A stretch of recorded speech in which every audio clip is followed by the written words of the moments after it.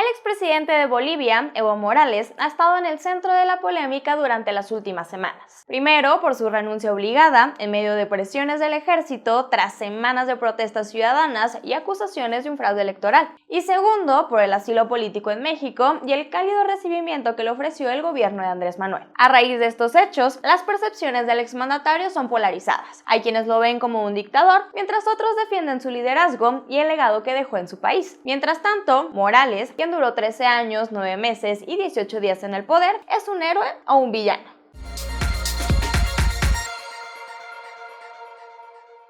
Evo Morales hizo historia de muchas maneras. Para empezar, fue el primer presidente indígena en Bolivia. Pasó de ser pastor de llamas y entrenador de fútbol en su natal Orinoco a líder sindicalista, lo que lo catapultó a la vida política del país. No tuvo educación universitaria, pero él dice que se formó en la Universidad de la Vida. Fue dirigente de las federaciones cocaleras de Cochabamba, se enfrentó en los 90s al gobierno de Hugo Banzer porque este quería cortar los cultivos de coca, los cuales son usados en Bolivia por los pueblos originarios con fines medicinales y religiosos, y su lucha le ganó popularidad entre campesinos e indígenas, lo que lo llevó a ser diputado en 1997. 5 años después, con la promesa de gobernar en pro de las comunidades indígenas, contendió en sus primeras presidenciales. Logró llegar a la segunda vuelta y aunque no lo consiguió ese año, en 2005, cuando abanderó la lucha por la nacionalización de los hidrocarburos, sí, y con el 54% de los votos venció a Carlos Mesa. En ese momento, los indígenas lo denominaron el presidente de los pueblos originarios de América Latina. Luego, en 2010, inició un segundo mandato con una popularidad aún más alta, pues obtuvo más del 64% de los votos. Y es que Evo transformó la economía del país con sorprendentes cifras de crecimiento, reducción de pobreza y analfabetismo. Antes de que llegara al poder, 63% de los bolivianos vivía por debajo de la línea de pobreza y en la actualidad esa cifra es del 35%. Logró que el PIB creciera más del 4% en 15 años, de la mano de políticas de austeridad como el recorte de su salario y el de los miembros de su gabinete. Aumentó los ingresos fiscales, lo que le permitió multiplicar la inversión pública y disparar las reservas extranjeras. Construyó carreteras que conectaron a comunidades antes aisladas y aumentó en más de 170% el presupuesto de salud. También es responsable de una nueva constitución que declara a Bolivia un país plurinacional y secular y lideró la renacionalización de la industria de hidrocarburos. Por otro lado, Evo Morales es el presidente que más tiempo ha gobernado en la historia de Bolivia, incluso superando a los dictadores militares que tomaron el poder varias veces en los siglos XIX y XX. Para que te des una idea, si en lugar de renunciar hubiera completado este último mandato, rozaría los 20 años al frente del país. Así, su negativa a dejar el país se convirtió en la razón de su caída.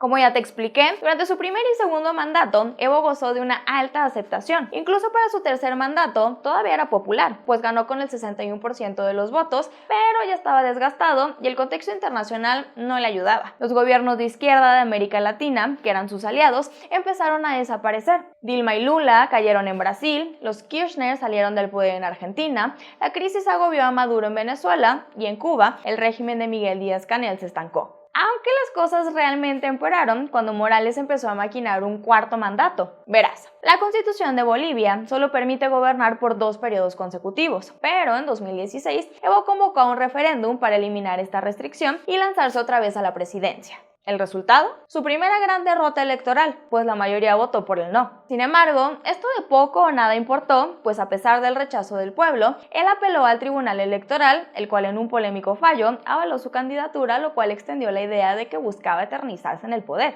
Y eso no es lo único. A la par hubo otras polémicas, denuncias por uso de influencias, enriquecimiento ilícito y corrupción. También múltiples incongruencias entre el discurso y la práctica, un creciente autoritarismo incluyendo persecución a periodistas y opositores e incluso medidas tachadas de antiambientalistas por los mismos indígenas que antes lo apoyaban. Por ejemplo, uno de los planes más controversiales fue construir una carretera que atravesaría el Amazonas. Según los pueblos originarios que habitan la zona, esto abriría la puerta a la tala ilegal y al despojo de sus tierras, por lo que en 2011, tras violentas protestas, se canceló el proyecto. Sin embargo, en el 2017 se retomó ignorando tanto a los ciudadanos como a las críticas de organismos internacionales, a los que Evo descalificó llamándolos colonialistas ambientales. Aparte, en los últimos 2 años, sus críticos incluso señalaron que las cifras de pobreza extrema estaban aumentando de nuevo, mientras que las clases media y baja estaban estancadas y sin esperanzas de mejorar su calidad de vida, pese al buen rumbo de la economía. Mientras tanto, el detonante de la crisis clave en esta historia fue el presunto fraude electoral. Hace alrededor de 3 semanas, el 20 de octubre, mientras se contaban los votos de las últimas elecciones, se suspendió el conteo justo cuando todo apuntaba a una segunda vuelta entre Evo y el opositor Carlos Mesa.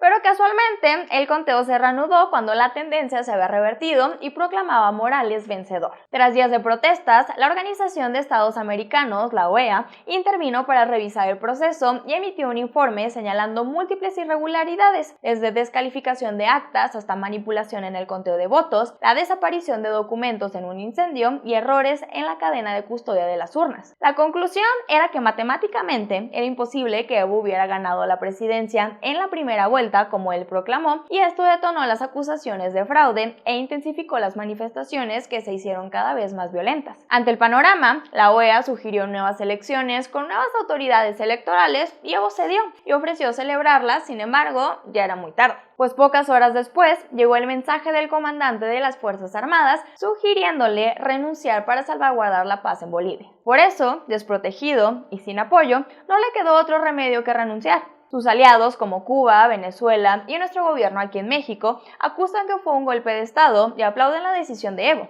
Mientras que para sus detractores, incluyendo a Donald Trump en Estados Unidos y a Bolsonaro en Brasil, así como para una parte del pueblo boliviano, Evo se buscó su propio destino e irse era lo único que podía hacer. En conclusión, Evo Morales ejemplifica la frase: o mueres como un héroe o vives lo suficiente para convertirte en un villano. Y es que así como hizo cosas muy buenas, también cometió graves errores que le costaron la confianza del pueblo boliviano, que es el único con derecho a juzgarlo. Lo que nadie puede negar es que su renuncia es el fin de una era en Bolivia y en América Latina.